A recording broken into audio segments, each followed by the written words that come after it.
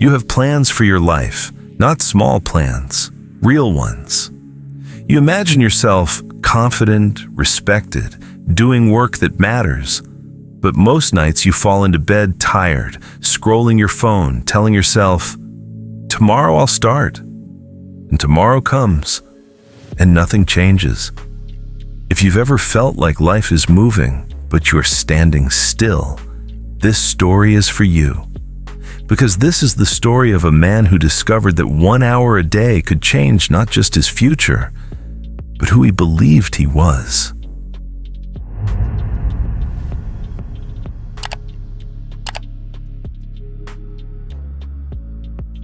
Daniel was 29 years old and lived in a crowded city full of lights, traffic, and noise that never stopped. He worked in a customer support call center on the 14th floor of a gray office building. Every morning he sat at the same desk, put on the same headset, and answered the same complaints. Hello, thank you for calling. How may I help you today? He said that sentence at least 100 times a day. The job paid his rent. It bought his food, but it never made him feel alive. Daniel once dreamed of becoming a designer. In college, he loved drawing and creating digital art. But after graduation, life moved fast. Bills came, responsibilities came. The dream quietly went to sleep. Now his evenings disappeared into routine. Takeout dinner, YouTube videos, social media, sleep. While his old classmates posted promotions, startups, and travels online, Daniel watched silently from his small apartment. He didn't hate his life, but he didn't feel proud of it either. And that quiet feeling was worse than failure. One late evening, Daniel missed his usual bus home. The next bus arrived nearly empty. He sat near the back, tired and staring at the city lights sliding past the window. At the next stop, an older man stepped in carrying a small wooden toolbox. He wore simple clothes and moved slowly, but his eyes were alert. The man sat beside Daniel and rested the toolbox on his knees. After a few minutes, he glanced at Daniel's tired face. Long day? The man asked gently. Daniel gave a small laugh. A long year, actually. The old man nodded as if he understood that answer very well. What do you do? He asked. Customer support, Daniel replied. Answer problems all day. And what do you build? The man asked. Daniel hesitated. Nothing, he admitted. The bus hummed quietly. The old man tapped the toolbox softly. I was a craftsman for 40 years, he said. I built furniture, tables, chairs, doors, things people touched every day. Daniel nodded politely, and the man continued. When I was young, I wasted many years being busy, but building nothing.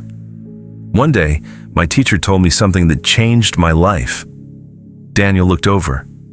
He said, every day you owe yourself 1 hour. If you don't pay it, your future becomes poor. Daniel frowned slightly. 1 hour? The old man smiled. Yes, 1 hour that belongs only to the person you want to become.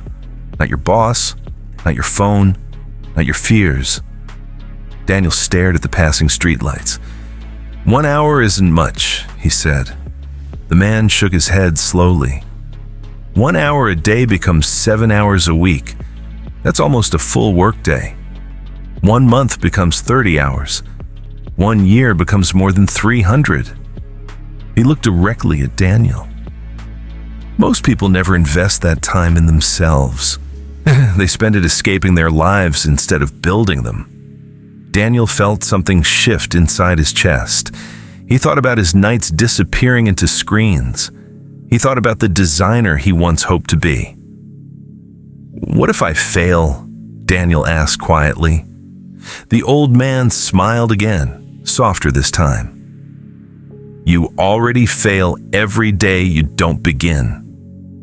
The bus slowed near Daniel's stop. As the doors opened, the old man reached into his toolbox and pulled out a small folded piece of sandpaper. He handed it to Daniel. Wood becomes smooth one stroke at a time, he said. Life works the same way. Daniel stepped off the bus holding the sandpaper. He stood there under the streetlight, unsure why that small object felt so heavy in his hand. That night, instead of collapsing into bed, he sat at his desk. He opened his laptop. He searched for beginner design tutorials. He worked for 1 hour. Just one. It wasn't perfect, it wasn't impressive, but it was the first time in years he had done something for his future instead of escaping his present. He didn't know it yet, but that single hour would begin to change everything. The next morning, Daniel woke up tired. His first thought was simple: skip it. His body felt heavy. His mind said, "You worked last night. You deserve rest."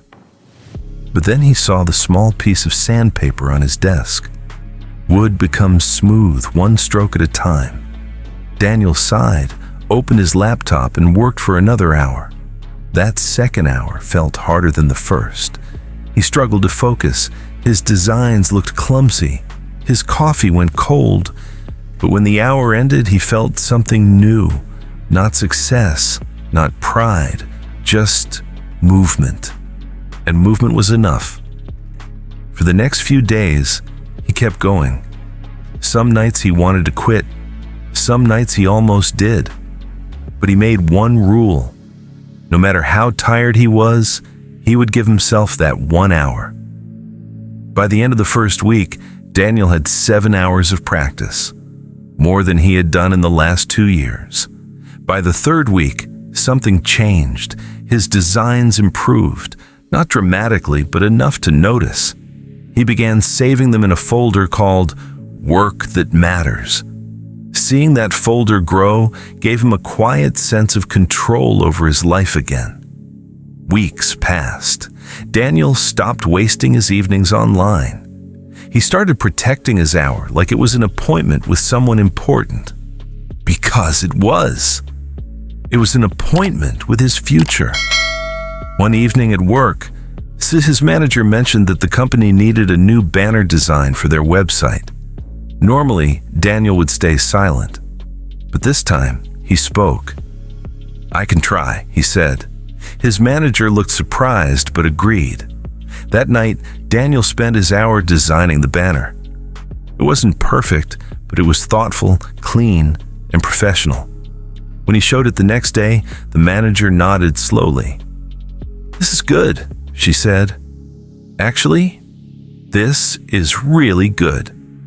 They used his design. For the first time, something he created existed in the real world. Daniel felt a small spark of pride he hadn't felt in years. But the real change wasn't the banner. It was the way he now walked into work. He felt less invisible. Months passed. Daniel kept his hour. Sometimes he used it to learn new design tools, sometimes to study color theory, sometimes to build a small online portfolio. He didn't notice the transformation at first, but others did. Co-workers began asking him for design help. Friends asked him to create small logos. A local cafe asked if he could redesign their menu. One night, as Daniel worked at his desk, he realized something surprising. He no longer felt stuck.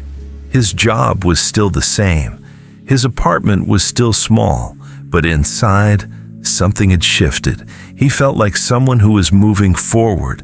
1 year after that bus ride, Daniel sat in the same seat on the same route. This time, he wasn't exhausted.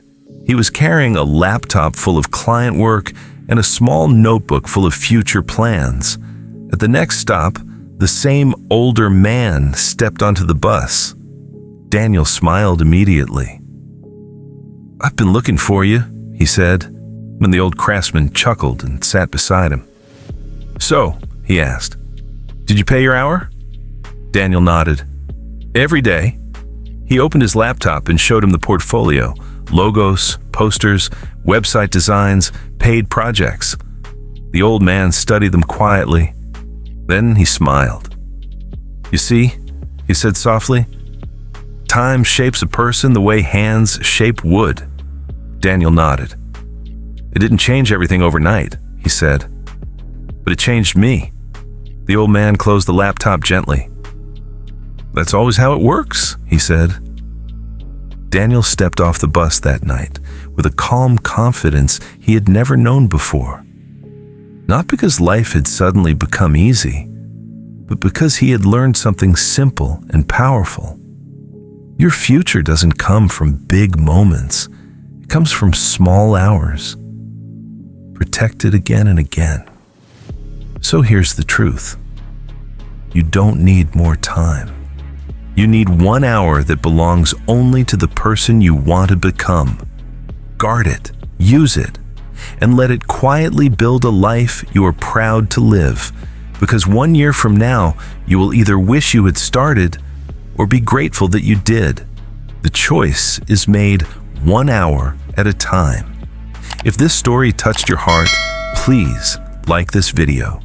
Share it with someone who feels slow or left behind.